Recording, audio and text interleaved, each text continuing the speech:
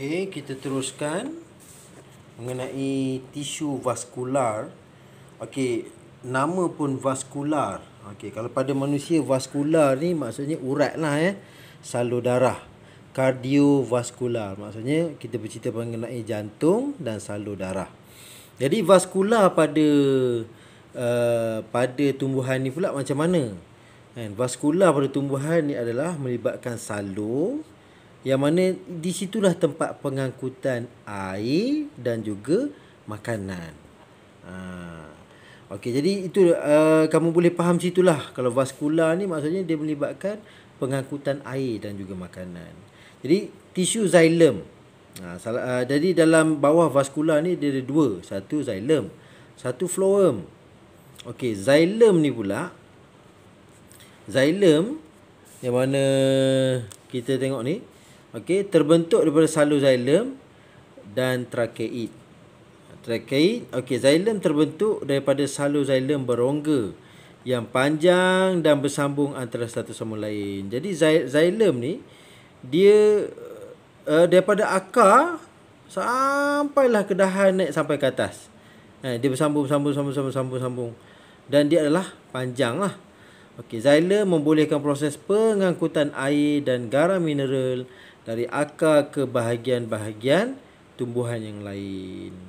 Okey, dinding sel yang ditebalkan dengan lignin memberi sokongan mekanikal kepada tumbuhan. Jadi pada sel-sel xilem ni terdapatnya dinding sel yang mana dia terdiri pada lignin. Dia terdiri pada lignin, jadi itu akan memberi sokongan lah kepada tumbuhan. Okey. Kemudian phloem. Okey, phloem ni pula dia apa fungsi dia? Dia yang mana kita dapat tengok sini. Okey, phloem ni dia terbentuk daripada skleroid, tiub tapis dan sel rakan dan sel parenkima. Okey. Kemudian tiub tapis mempunyai plak tapis di kedua-dua hujung dan tersusun secara memanjang dan bersambungan antara satu sama lain. Jadi dia tersusun dan dia bersambung-sambung antara satu sama lain. Fungsi tiub tapis adalah untuk mengangkut bahan organik dari daun ke bahagian tumbuhan yang lain. Okey. Sel rakan berfungsi untuk memberi tenaga dan nutrien kepada tiub tapis. Okey. Jadi apa kamu faham di sini? Xilem ni untuk angkut air dan garam mineral. Phloem pula, okey, selepas dia dah hasilkan fotosintesis, dia akan menghasilkan apa dia? Makanan. Dia akan hasilkan glukosa. Jadi ke mana dia nak bawa glukosa ni? Siapa yang akan tukang bawa dia? Yang akan membawanya dia bawa melalui tisu phloem. Tisu phloem ni yang akan bawa turun pergi ke bahagian-bahagian seterusnya yang lain. Okey, daripada daun dia akan hantar ke dahan, ke batang, ke ranting, semua itulah. Dan sel rakan ni pula dia berfungsi untuk beri tenaga dan nutrien kepada tiub tapis. Okey. Di sini kita dapat tengok yang mana terdapatnya kat sini ni bahagian bawah daun. Ni kita cerita pasal daun Bahagian bawah dia kita akan tengok adanya sel pengawal. Kemudian ada stroma. Stroma ni adalah satu lubang lah.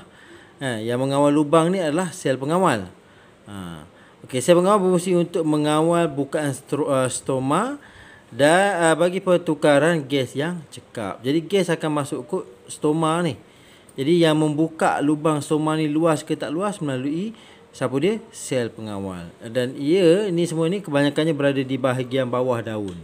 Daun tu yang kita tengok pada permukaan atasnya, dia berada di bawah ni. Okey, sel mesofil palisad.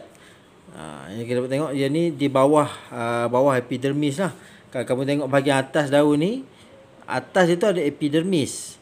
Bawah epidermis tu dia adanya sel mesofil palisad.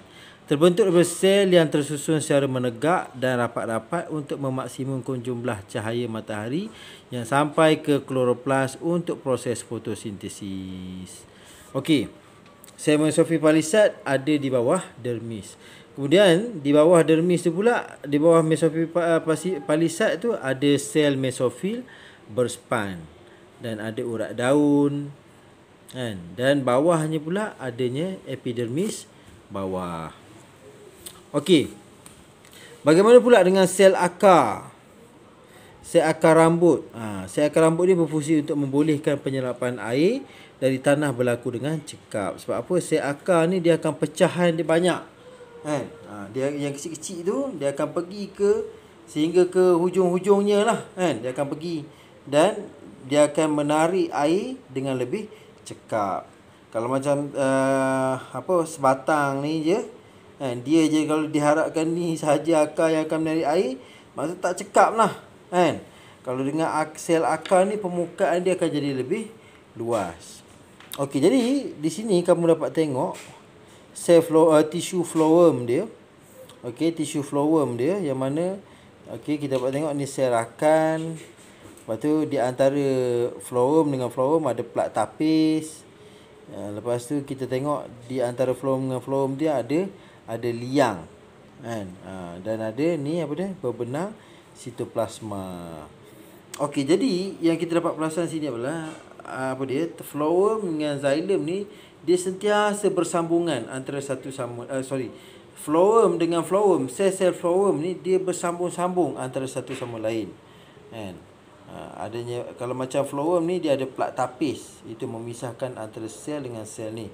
Kalau macam ni pula, kan, kalau tengok macam xylem pula, dia sentiasa bersambung-sambung daripada ujung akar sampai ke pucuk, kan.